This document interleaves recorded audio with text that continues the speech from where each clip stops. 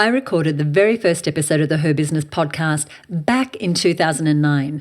And let me tell you, I had no idea what I was doing. It was such a new thing then, and I didn't know the first thing about which microphone to use or how the clips might get edited together. And don't get me started on actually figuring out the theme music. But I knew that even if the techie side was something we'd have to learn, there were so many stories of women business owners that deserved to be shared. Women who didn't all necessarily have huge platforms of their own, women who were making major moves, women who had unlocked the perfect balance between work and life. And I was surrounded then, and I still am, by women who are each incredibly unique, inspiring, hilarious, brave, daring, intelligent, strong, resilient, and so much more. So this podcast became a place to share their stories and my story, and a place for women business owners to speak directly to other women business owners, to inspire one another and to educate one another and to build a community. And guess what? We are now 300 episodes in. Crazy. We have been able to feature hundreds of women and their accomplishments on this podcast, to educate so many on a wide variety of business topics and personal development topics, and to share both knowledge and stories, and also a whole lot of heart. And I'm incredibly proud of what this podcast has become. And I want to thank you, whether this is the very first episode you're tuning into, or if you've been around since the days when the audio was questionable. Thank you so much. You are the reason we get to keep producing this podcast. You are the reason we're able to interview amazing women. And you are the reason that we have been able to produce 300 episodes of the HerBusiness Podcast. Okay, now to celebrate, I have a real treat for you. If you want to know what it is, just keep listening.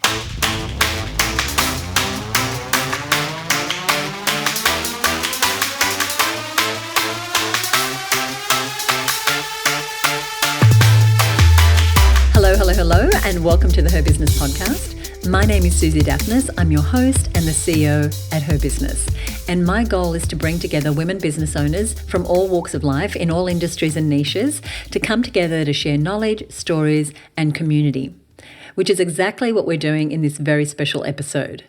To celebrate 300 episodes of the HerBusiness Podcast, I have gone deep into the archives and I've pulled out 5 interviews from some of our all-stars. Now, these are women business owners who have become trailblazers, leaders in their industries, extremely successful entrepreneurs, authors, thought leaders who have changed the game in business and personal growth. If you're ready to know who they are, here's who you're going to be hearing from. Amy Porterfield, a powerhouse in online business and digital courses, but likely I don't need to tell you that. She has a very big profile. Today she's going to be talking to us about breaking free from limiting beliefs and stepping into our success. And Marie Forleo, who is the owner of one of Inc. 500's fastest growing companies, a #1 best-selling author, and someone Oprah named as a thought leader for the next generation. And the amazing Danielle Laporte, a visionary in the world of personal development and leadership, and an expert in redefining success by aligning your business with your heart and your values. My friend Kim Kiyosaki, an investor, entrepreneur, and financial educator who has made waves all around the world. She's going to be talking to us about the importance of financial independence and making bold moves in business. And finally, Gabby Bernstein, a multi-New York Times best-selling author and personal development expert who is known internationally for her work. Now, each of these women will be bringing unique bits of wisdom that can be applied to your business today. Now, clearly, we have an incredible show lined up for you, so let's dive right in with Amy Porterfield. Now, Amy Porterfield is a name that likely needs no introduction if you have any ties to the world of online business and digital marketing. She has helped thousands of entrepreneurs turn their knowledge into profitable online courses, build high-converting email lists, run Facebook ads, and step into their roles as business leaders. But I think what truly sets Amy apart is her transparency. She openly shares the struggles that she's faced and the mindset shifts she's had to make to build her multi-million-dollar business. And she knows what it feels like to doubt yourself, to feel imposter syndrome creeping in, and the awful feeling of playing small when you know you're meant for more. To Amy, changing your thoughts changes everything. What derails us from getting to that potential is that we actually believe what we're thinking. And I didn't know that this was a thing until recently when I started to really pay attention. But just because we have a thought like, oh my gosh, I can't do this, or I don't know enough, or people are going to think I'm a fraud. Just because we have that thought, which I have regularly, doesn't mean that we have to believe it. And I've learned along the way that we can change our thought like that. We are the only ones responsible for our thoughts. And so anything that comes our way, we feel a certain way, we think a certain way, we get to control that. Our thoughts directly influence our actions. Now, this isn't some woo-woo concept. It's backed by study after study after study. If you think negatively about your future, about your life, about yourself, about your business, you are more likely to act in a way that corresponds with that outlook. But if you can manage to shut down those thoughts we all have, you can start shifting how you think. You can stop thinking you're an imposter. You can stop limiting yourself to playing small. And you realize just how much potential is there inside you that's waiting to come out. Because playing small might be holding you and your business back. Playing small for a lot of my students looks like, I'm not going to do a webinar and send out Facebook ads and really promote my digital course. I'm just going to send a few emails or post about it on social. Or it might be, I'm not going to do live video. I'm going to do a recorded video because I don't want to show up live and be that vulnerable and make some mistakes and kind of look like an idiot. So I'm just going to record it just in case. So those little small plays turn out to be, you are playing small. Now, I love this so much. Why? Because I have had the exact thought time and time again that I'll kind of look like an idiot if I go live right now, or if I record this reel, or I try this new strategy. And I bet you have too. Now, this thought process comes from our brains trying to protect us. It sends us these messages, these thoughts, because going out of your lane or trying something new can be genuinely terrifying. It comes with some risk. It comes with vulnerability. And if you've been playing small, I bet that you've had some issues around vulnerability. I know I have. Or issues around taking up too much space or being seen to be too much. And letting your peers and your friends see that you're trying, that can be scary too. But there's nothing wrong with actually going for it. There's nothing wrong with taking up space and doing something big. I stopped apologizing for being a big deal. Like, oh, it's not a big deal. I just got lucky, or yeah, I have a great team behind me. No, I do have a great team, but I also create a great product that comes from my mind. Mm. And so I had to own it. And we have this motto on my team to own your stuff. Sometimes we replace stuff with the other S word, but if you own it, you've got it. It's yours. And you will show up as though you were proud of that. Own your stuff. I love that. It's something we do inside the HerBusiness Network as well. We call it tooting your own horn. And each week we ask our members about what they've accomplished, what amazing thing they did that they deserve recognition for. And sometimes we're so reluctant to ask. But here's the thing. As business owners, we so quickly move on from one thing to the next.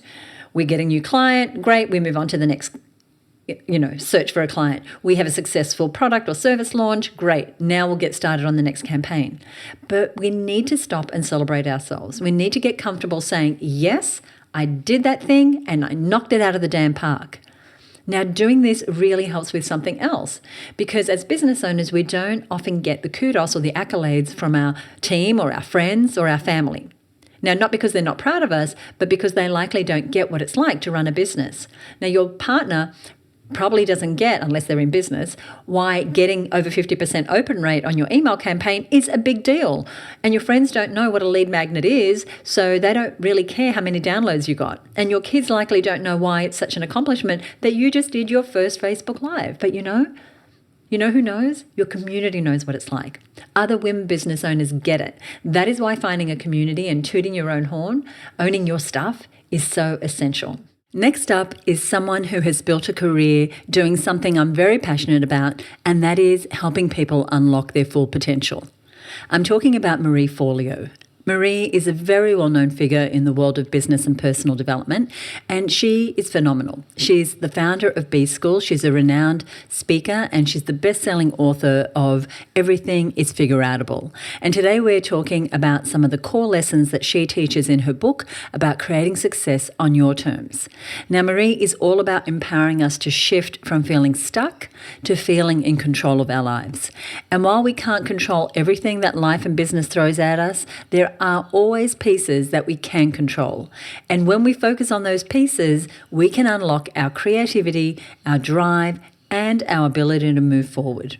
Anytime, I know for me in my own life, anytime I start assigning the outcomes of my life to things or people or forces outside of myself, I'm in a losing proposition. I can't do anything.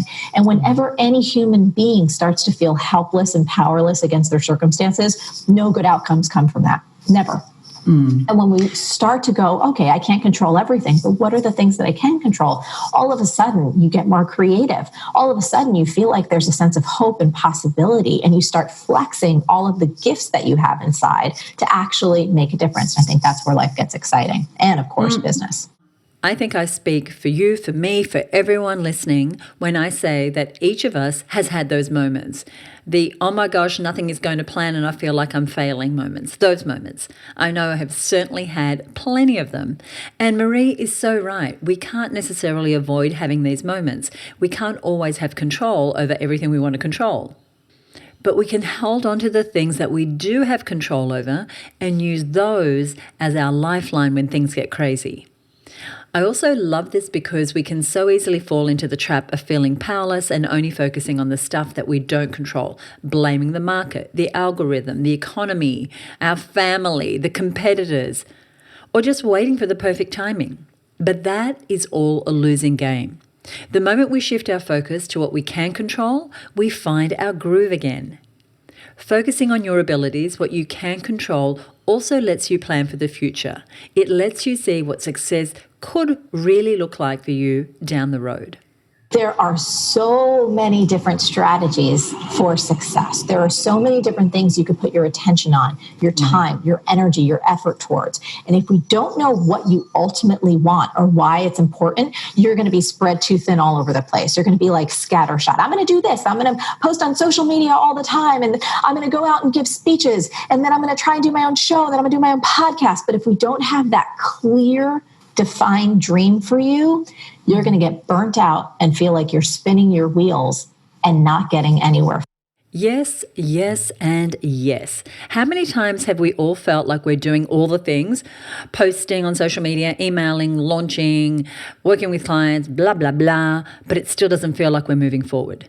That's because, as Marie said, if you don't have a clear, defined vision of what success looks like for you, you'll just keep chasing every shiny strategy that comes up.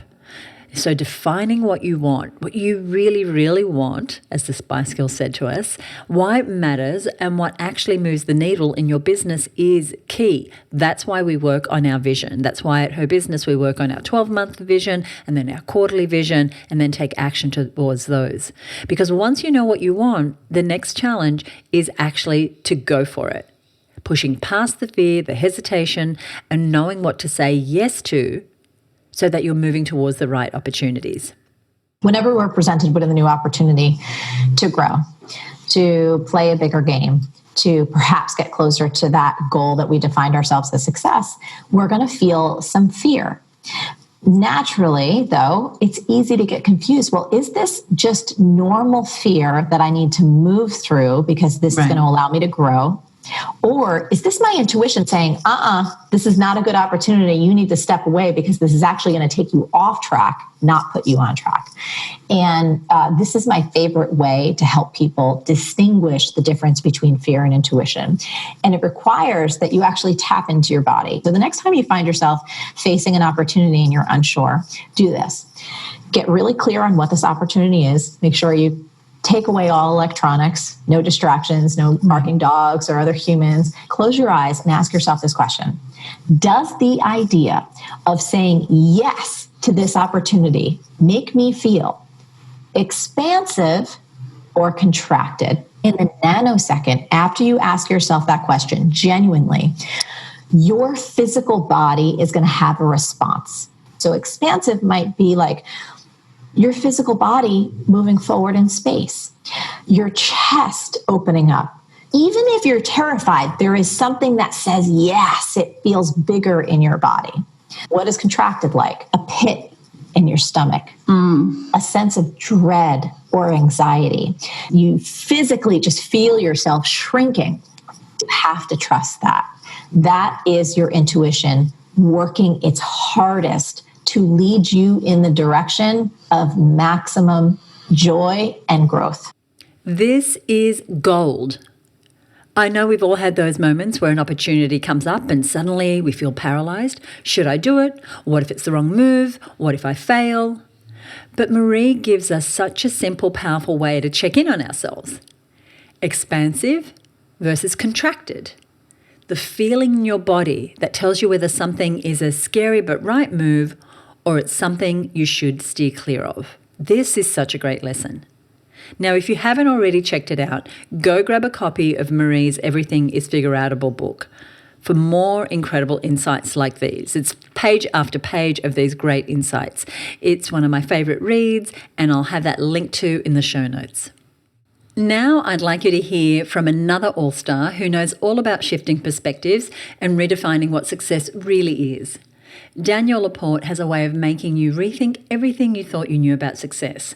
She's the kind of person who will challenge why you're chasing your goals, whether it's for true fulfillment or just for the sake of achieving something. And let's be honest, in the world of business, it's really easy to get caught up in the next milestone, the next revenue goal, the next big launch, to want to 10x it, hack it, do the things to it. But what Danielle teaches us is that success isn't just about reaching the next big thing. It's about stopping and saying, hey, is that actually what I want? Because if you reach your goal and it doesn't feel that good, does it really count as success at all? Ego-centered goals, when you reach them, you don't rest. There's that quality of like, got it. Sometimes you even forget to celebrate. It doesn't sink in. And the questions come almost the same day of like, okay, what now? Bigger, brighter, faster. There's some form of regret. You reach the goal and you think, I should have had a stretch goal. I would have gone farther. I didn't think big enough. I should have been in a 10x mode. Or you get the goal, and I've had this conversation hundreds of times because a lot of research on this. And there's that emptiness. And that is a critical point. If people will get more introspective when they feel that emptiness, then you get some beautiful, heart-melting, sad, empowering insights. Like I've talked to the football trophy winner who realized he just stayed in the league to have his father say he loved him. I've talked to dozens, beyond dozens of women who just wanted love from a parent, had some kind of sister wound, never feeling like they belonged, wanted to be in a position of leadership as a woman so that they could create, like subconsciously almost creating community. And they crush it, they hack it, they slay it, they get the thing, they sell, they get that, they have their first launch. And all the numbers, like, looks great on paper, but there's that emptiness. And that is such a massive recipe for burnout. Now, I know that I've experienced this plenty of times throughout my time as a business owner, pushing and grinding until I feel absolutely exhausted at the finish line, and at that point, not even sure that I'm excited about where I ended up. So it turns out that hustling for the sake of hustling is not how we feel successful. And Danielle reminds us that it's not just about how we work, it's about how we can show up in every part of our lives. That is what success really looks like. The question then went from how do I want to feel, and using that, designing my life and business, to what do I want to embody? And that's the question I would offer to everybody. So do you want to be radiant and resilient no matter what? Do you want to be abundant and compassionate? Do you want to be kind? Do you want to be joyful no matter what? Okay, great. Then your life has to work around that. So it's how I want to show up, who I want to be in the world. Am I getting that right? Yes. And in integrity. So it's, you have to think that way, you have to talk that way, and you have to be that way. So are your thoughts matching your speech? Is the tone of your speech how you talk to yourself and your team, etc.? Is that what you want to embody? Is that joy? Is that loving kindness? And then how does it show up in your business plan? And this one really hit me because it's easy to separate our business selves and our life selves. Work, work, work. And then life, life, life. And we can see them as two different parts of ourselves. And certainly they are, but they are so interconnected. Who you want to show up as is the embodiment in every aspect of your day. So what do you want to embody? How do you want to show up? It's such a powerful question, because when we shift our focus from just doing to being, our entire approach to business changes, and it sets us up to deal with any obstacles that are in our path. I've been hearing a lot of murmur right now about fear of the future and the economics and politics and health things and all the things. And I just want to remind everybody in this space that the future is not written. It is untold. And it really, the quality of our thoughts influences what we're going to magnetize into our life. And to really concentrate on nourishing thoughts. You get to choose your thoughts. And one question I can leave everybody with is, when you have the awareness to notice your thoughts, just like, oh, this is this repeating thing, this story, this great thing, this negative thing, this positive thing. Ask yourself what might happen, just might. What might happen if you allow that thought to continue? And that is a great way to design your day and your life. I love this episode because we are highlighting women in such different niches, and we can pull these nuggets of gold from each of them and apply them to our lives and our businesses. Now, we've covered some big picture mindset topics. Now I want to get into some more hard-hitting kind of facts, and I can't think of anyone better to talk about financial freedom and wealth building than Kim Kiyosaki.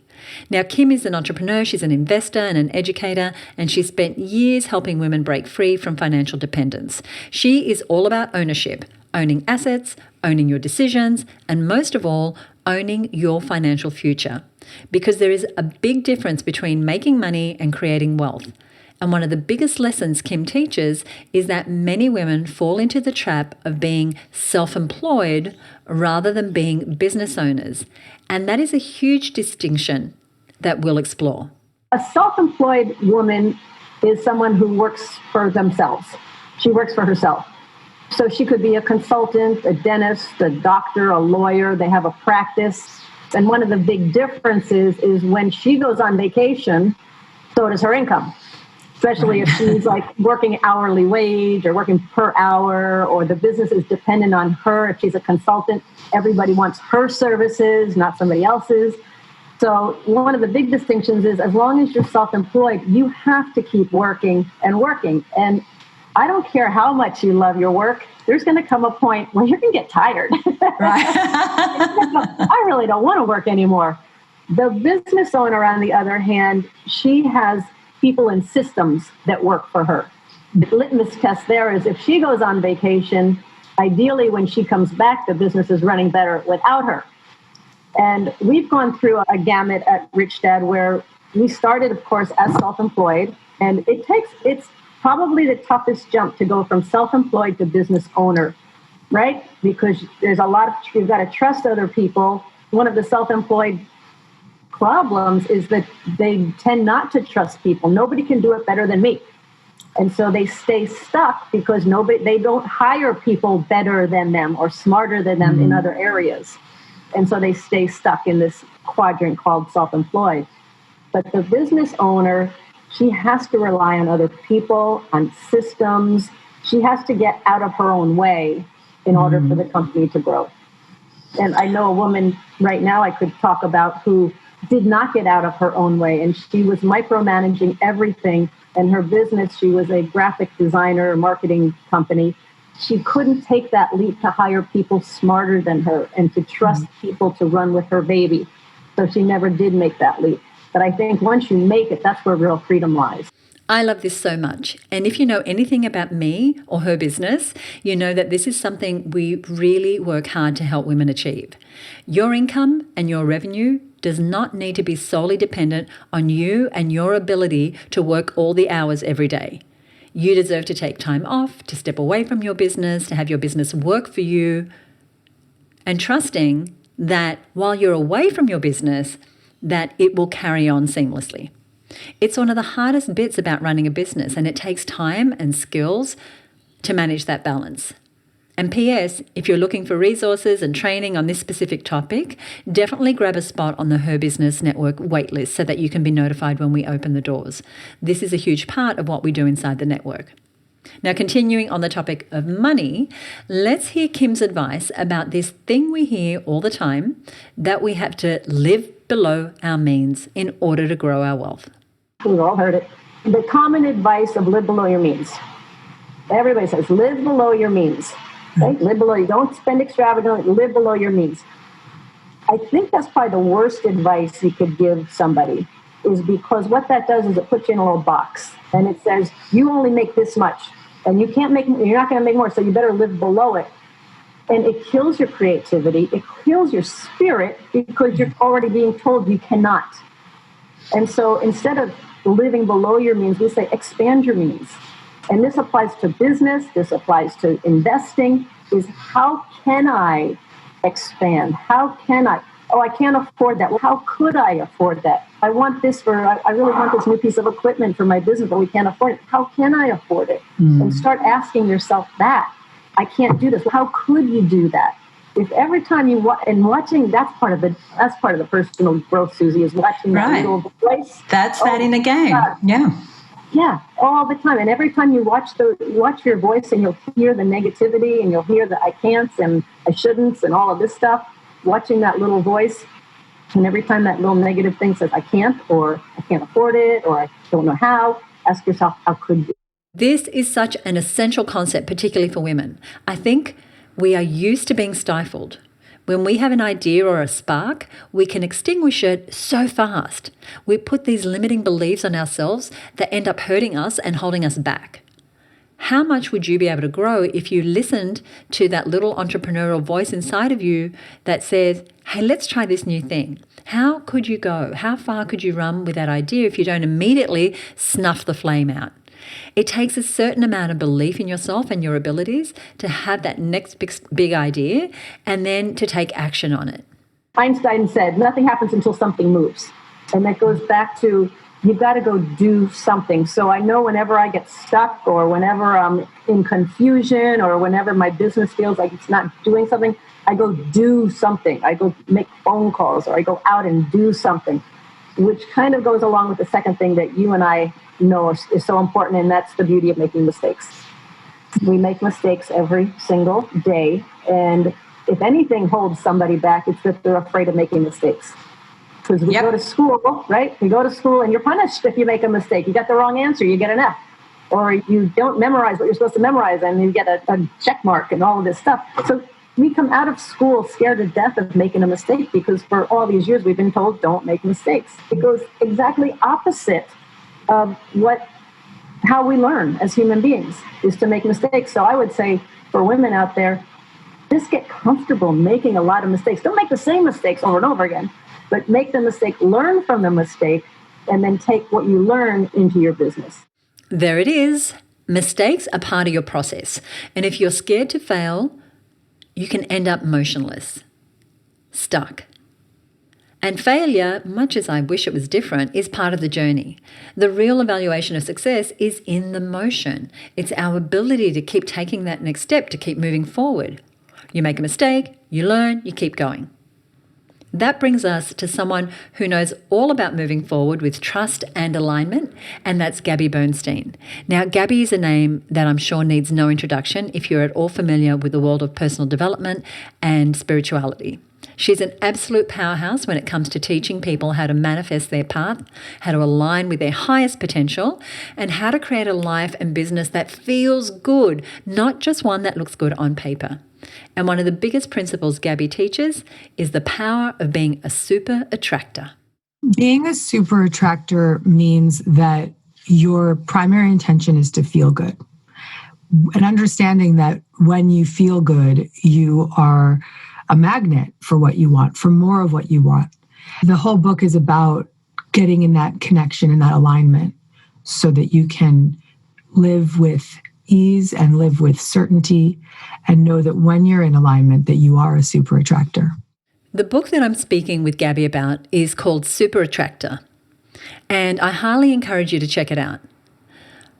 More recently, though, Gabby published another book called Self-Help, This Is Your Chance to Change Your Life, which is an amazing read. It's one of my favorite books from the last 12 months, and it's a really great way to look at the deep-seated beliefs you might be holding on to and the different aspects of ourselves that sometimes sabotage us. It's very, very powerful. I encourage you to check it out. Now, I love talking about how harmful the I'll be ready when concept is to our growth because we never really feel ready for the next steps. Many of us, often hold on to that seed of self-doubt and that imposter syndrome. But like we talked about earlier with Kim, it's the act of moving towards something, despite the doubts, that is the true measure of a successful business owner. And we have to learn how to control the fears we have, to acknowledge the doubt, face it, and then keep moving forward anyway.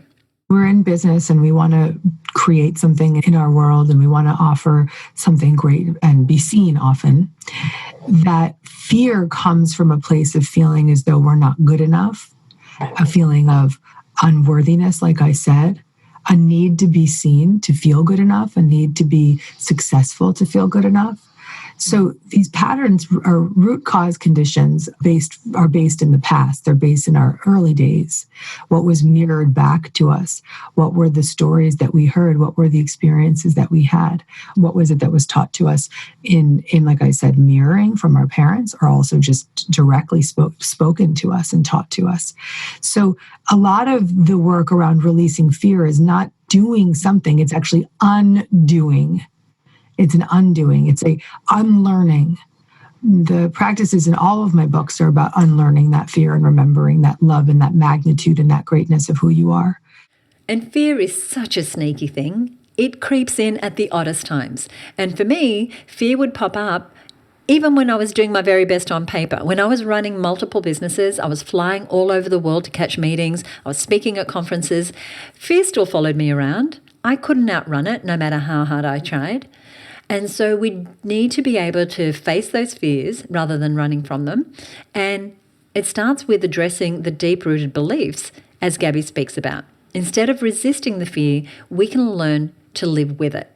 Super Attractor is an excellent book for business owners because the whole book is about how we can do less and attract more, and it's about taking action from spiritual alignment. There's an entire chapter about taking spiritually aligned action. What that means is recognizing step one, how is my desire backed with love and service? Okay. So am I trying to get those clients because I want to feel good enough, or am I trying to get those clients or am I attracting those clients because I'm here to serve them, because I care about them? And then second step is to make sure that there's faith behind it, that you trust that everything is happening in the exact order and time that it's necessary, that you know that there is an energy or an invisible force beyond your physical sight that is supporting you. And then when you're in that place of service, faith, and trust, you're in what I would call spiritual alignment. You're connected to inspiration and a higher power of your own understanding. The third step is to take action from that place. Whenever you take an action from that place of inspiration and service and love and faith, you can be sure that it will be taken care of. And the fourth step is the hardest one for everybody. That fourth step is patience. Everybody laughs at that one. And that was one of my favorite chapters in the book, actually. I really wrote that chapter for entrepreneurs, really, for people that are wanting to create big things in the world and people that want to make an imprint. But I wanted to give them the tools that I've used to make sure that happens, not from a place of ego, but from a place of alignment. I love that so much. What if instead of pushing through fear, we acknowledged it, we let it be there, and we took action anyway, knowing that fear is just a sign that we are growing, that we are challenging ourselves, that we are stepping into something bigger? What if instead of waiting for everything to align itself before we show up, we allowed ourselves to step forward as we are, the imperfect, learning, still growing version of ourselves? Because if there's one thing that we've learned from these incredible women today, it's this. Success doesn't come from waiting. It doesn't come from sitting on the sidelines hoping for the right moment. It comes from choosing to believe in yourself and what you can create. From trusting that the steps that you take today, no matter how small, are leading you where you need to go. So as we close out this episode, I want you to take a moment to think about your next step. What is the thing that you've been holding off on until you're ready? How could you take action on that today? Because your future business, your future success, your future self, they are waiting on you to take that step. And with that, my dear friend, we wrap up this special episode. Again, I want to thank you for listening in, and I can't wait to bring even more stories of incredible business owners to you in the future. Now, we have a secret bonus for tuning in today. We are giving away a HomePod Mini to celebrate episode 300, and you can enter now to win. To get in the running, you just need to leave a review for the HerBusiness Podcast, this show, and that review can be on this episode or any of your favorite episodes if you're a regular listener. And the details for how to enter are in the show notes for this episode. We have so many resources like this show, like our other podcasts, like the trainings that we do, like the resources and downloads that we have. We have so many resources inside the HerBusiness Network. And so if you'd like to be part of a community of women business owners who are dedicated to growing their businesses and developing lives that they love, I encourage you to grab a spot on the HerBusiness Network waitlist now. Of course, if you are one of our members, I love you. Thank you for being here. I'm going to put a link in our show notes where you can join the HerBusiness Network waitlist, or you can head over to herbusinessnetwork.com. Now, we aren't open to new members currently, but getting on the waitlist means that you'll be the first to know when we open up spots, which we do periodically throughout the year. And we have so many resources for women business owners, including live strategy sessions, networking events, masterclasses. But more than that, we have a place where you can learn and grow, and you can be surrounded by women who are powerful, women like you've heard here today, women who are really going for it, but they're building lives that are not burning them out. They're having the income they want, the impact they want, the results they want without working harder. So over at herbusiness.com/300, you're going to find a summary of what we've covered today and links to all the beautiful guests that we've had here today and the other resources that we've talked about. I want to thank you so much for joining me. If you love this episode, leave us a rating or review. When you do that right now during our competition time, of course, you're in the running to win the HomePod Mini. And anytime you want to reach out to me, the best place to do that is at HerBusiness on Instagram, or you can shoot me a message at podcast@herbusiness.com. If you're new to the show, be sure to hit subscribe. If you enjoyed this episode, you know what to do. Join me next time right here on the HerBusiness Podcast. Thank you to all my guests, and bye for now.